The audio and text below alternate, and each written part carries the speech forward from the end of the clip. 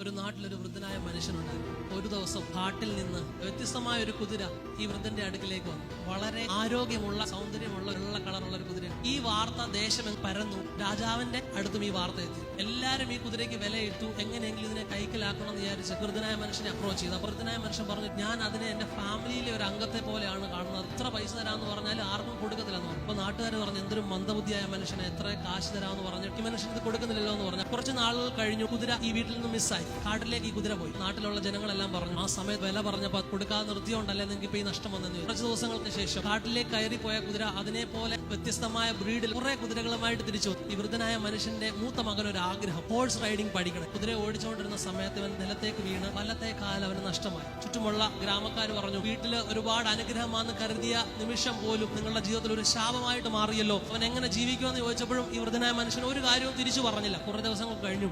ശത്രു രാജ്യത്തിൽ നിന്ന് ഒരു സൈന്യം വന്നിട്ട് ആ രാജ്യത്തെ അറ്റാക്ക് ചെയ്യാൻ വേണ്ടി വന്നപ്പോൾ രാജാവ് ദേശത്തുള്ള എല്ലാ ചെറുപ്പക്കാരെയും വിളിച്ചു കൂട്ടി യുദ്ധം ചെയ്യാൻ വേണ്ടി. ഈ വൃദ്ധന്റെ മകനെ വിളിച്ചില്ല, കാരണം അവന് കാലില്ല. ബാക്കിയുള്ള എല്ലാ യൗവനക്കാരെയും വിളിച്ചു. കുറച്ച് ദിവസം കഴിഞ്ഞപ്പോൾ ഈ നാട്ടുകാരെ വീണ്ടും ആ ഭവനത്തിന് മുമ്പിൽ കൂടി വൃദ്ധനായ മനുഷ്യനോട് പറഞ്ഞു, ഞങ്ങളുടെ എല്ലാ മക്കള് യുദ്ധം ചെയ്യാൻ പോയി, അവരെല്ലാം നശിച്ചുപോയി, നിന്റെ മകൻ മാത്രം ജീവനോടെ ഇരിക്കുന്നല്ലോ. ഞാനൊരു കാര്യം ഈ സ്റ്റോറിയുമായിട്ട് കണക്ട് ചെയ്ത് പറയാം. നമ്മുടെ ലൈഫിൽ ഓരോ കാര്യം നടക്കുമ്പോൾ നമ്മുടെ ചുറ്റും ഒരുപാട് പേര് കാണും, നെഗറ്റീവായ കാര്യങ്ങൾ പറയാം. പക്ഷേ നമ്മളുടെ ജീവിതത്തിൽ ദൈവം ചെയ്യുന്നതിനെല്ലാം ഒരു പർപ്പസ് ഉണ്ട്.